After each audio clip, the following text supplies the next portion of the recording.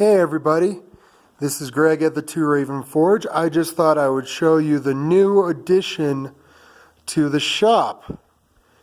This is a Camelback drill press built in the late 1800s,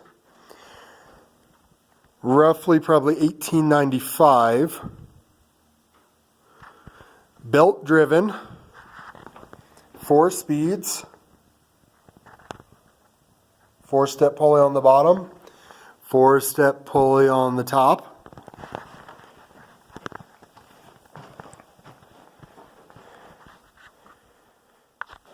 Has 3 ways of lowering the spindle.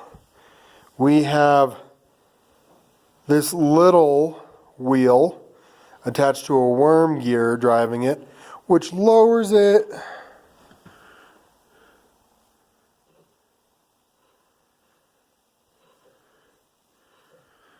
what looks to be about a 1/16 of an inch per revolution. And then we disengage that gear. And then we can use this one, which just lets us raise and lower the spindle freely. At which point we would lower it with the drill bit to a point we would want. Then we'd go over here to this big handle, squeeze that, then let it go here, which lets us bear down on the drill bit and really put some oomph behind it. Now this drill press originally came out of the Maysville hydroelectric plant near Salida. Once that plant modernized a little bit, this drill press was sent up to the Glenwood Springs hydroelectric plant. And after a time, when it was no longer needed and they had newer equipment, one of the employees bought it from the shop. He always had the intention of restoring it and fixing it back up, but never got around to it. So I bought it from him.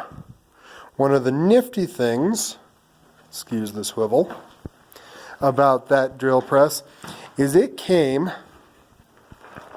with the original 3-phase motor.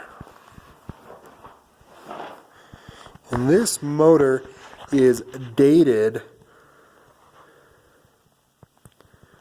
October 27th, 1896. And I took the motor down to a local motor shop and had them tear it apart and check it out. And they said that motor is perfectly fine and is going to last forever because of how beefy the windings on it are.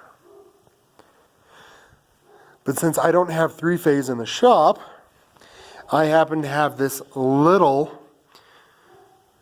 about 1/2 horsepower motor off an old table saw. The big motor over there is a 3-phase 2 horsepower motor. And so we've got this guy mounted up on the original motor's frame, which has been modernized to keep the motor with the drill press rather than attach it to the floor. And we've got a pulley back here that drives the big flywheel, which then drives this gigantic leather belt.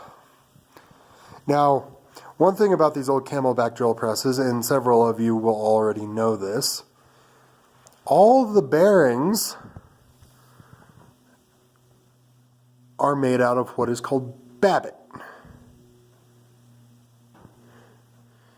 And so as they wear out, you remove shims from in between the 2 pieces, allowing the babbitt to sit closer together and for the shaft to ride on it. And eventually, you can pour new babbitt in there. This is the same kind of bearing that pretty much every little giant power hammer in existence uses.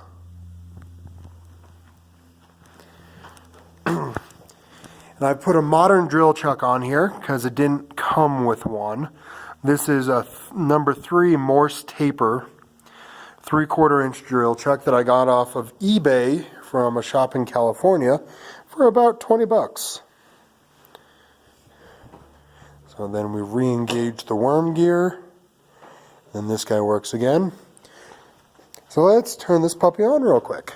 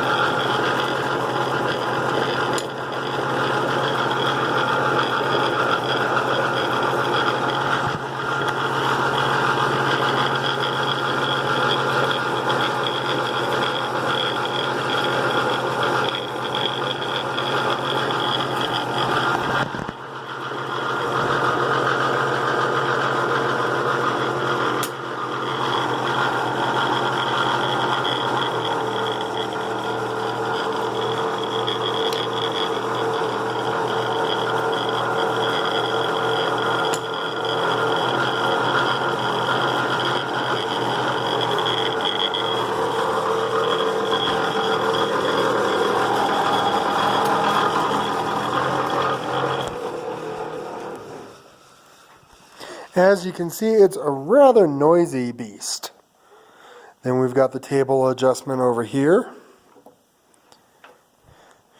This massive table, about probably 3 inches thick. Bolt absolutely anything you wanted to it. And this is a Kern Machine Co. Camelback Drill Press. For those of you wondering what this chain does, this is attached to a counterweight within the spine of the drill press that keeps the spindle stationary when you're drilling. So the spindle is not going to be drawn up or down without the operator's input on one of the wheels.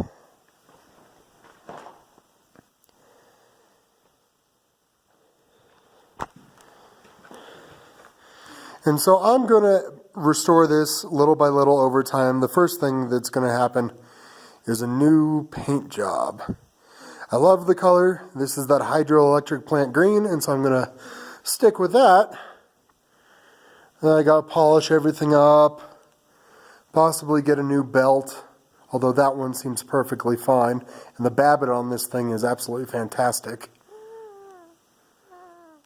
And just make it all purified, and hopefully sooner or later be able to attach the original motor back to it and use it that way. So just thought I'd show you guys this. I think this is a fantastic drill press. I would much rather have one of these guys than any modern drill press. This thing goes low and slow, just like my other hand crank post drill press. So it's not really going to chew up drill bits or anything. But this one, being built the way it is going to last forever and be able to drill through absolutely anything I could ever want. Alrighty, everybody. Thank you for taking your time and watching this vid. Like, subscribe, and we'll see you again soon. Adios.